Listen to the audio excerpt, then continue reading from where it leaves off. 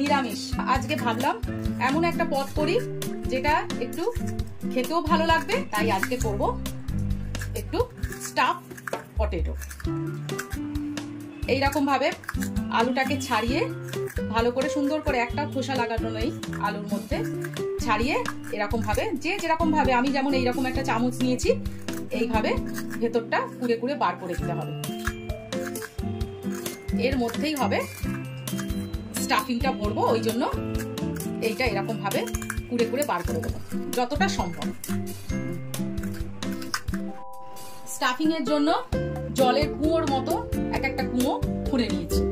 এই দেখা যাচ্ছে, মনে হয় দেখা যাচ্ছে। এরপরে এর মধ্যে একটু হলুদ আর নুন দিয়ে মাখিয়ে আমি ভেজে নেবো এই আলুগুলোকে। আগে কিন্তু আলুগুলো ভাজবো, তারপরে কিন্তু স্টাফিং করবো। তেল গরম করতে দিয়ে দিয়েছি, এই আমার আলু ছেড়ে দিলাম।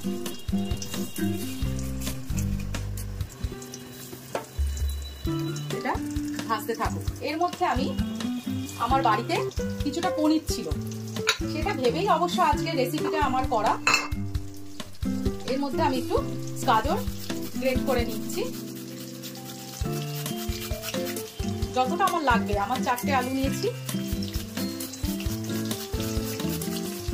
এটা কিন্তু পুরোপুরি নিরামিষ, যারা নিরামিষ খায় তারা এটা খেতে পারবে। আর আমাদের অনেকের বাড়িতে প্রায় সপ্তাহে 2-3 দিন নিরামিষ চলে। কি করব না ভেবে এই রেসিপিটা অনায়াসেই করতে পারবে। আমার বেশি লাগবে না। গাজর আমি এতটা নিয়ে নিয়েছি। এরপরে আমি পনিরটাকেও গ্রেট করে নেব।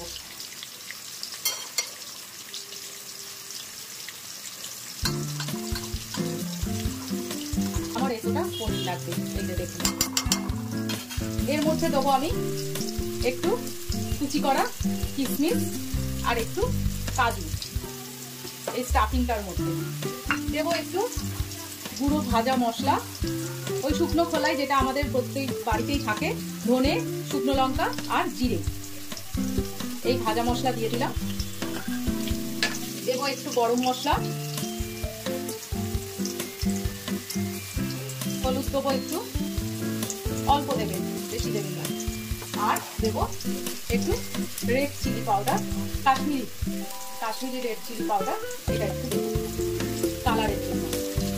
সঙ্গে দেবো নুন পরিমাণ মতো। নুনের আন্দাজ এখনো পর্যন্ত কিন্তু আমার হলো না, ভয় লাগে। আর দেবো একটু চিনি, ধনে পাতা, ঠ্যাংটা ধরে সুন্দর করে ছেড়ে দেবো। এটা আমি একটুখানি উল্টে দিই।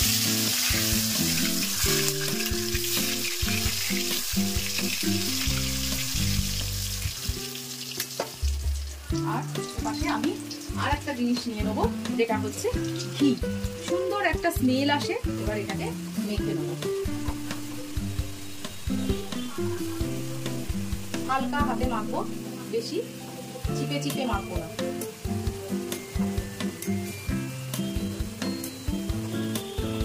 আমার স্টাফিং তৈরি করা থাকে। এরপরে যতক্ষণ আলুটা ভাজা হচ্ছে, এর মধ্যে আমি মশলাটা তৈরি করে নেব।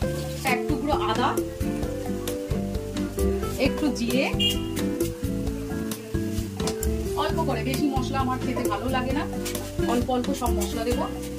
একটু ধনে, ঝাল খেতে ভালোবাসে তাই জন্য 4টে শুকনো লঙ্কা।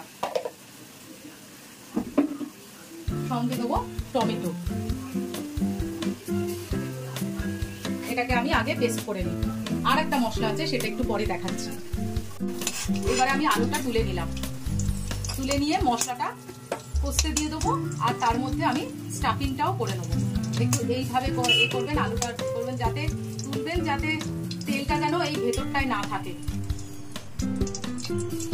এর মধ্যে দিয়ে দেবো একটা তেজপাতা, কিছু গোটা গরম মশলা, যেটা থাকে, দারচিনি, এলাচ আর লবঙ্গ, আর দেবো একটু জিরে।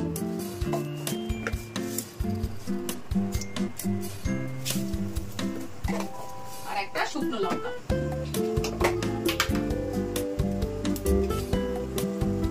মশলাটা ভাজা হোক, একটু চিনি দিয়ে দিচ্ছি, কালারটার জন্য, বেশি নয়।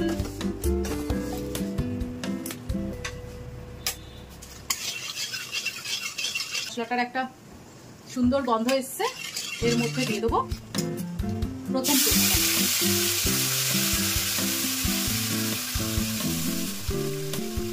সঙ্গে সঙ্গে একটু হলুদ দিয়ে দেবো, নাহলে ছিটকাবে।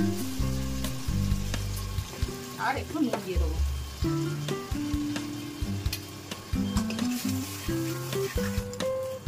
কাশ্মীরি লঙ্কার গুঁড়ো আর একটু ভাজা মশলা। ভাজা মশলা পনিরে দেয়া আছে, তাই অল্প দিলাম। এটা হতে থাক, আমি ততক্ষণ আলুর মধ্যে পনিরটা স্টাফিং করতে শুরু করে। আলুটা গরম আছে, এরকম রাখি। আর এই নিয়ে নেবো, একটু লম্বা করে নিলে স্টাফিং করতে সুবিধা হবে।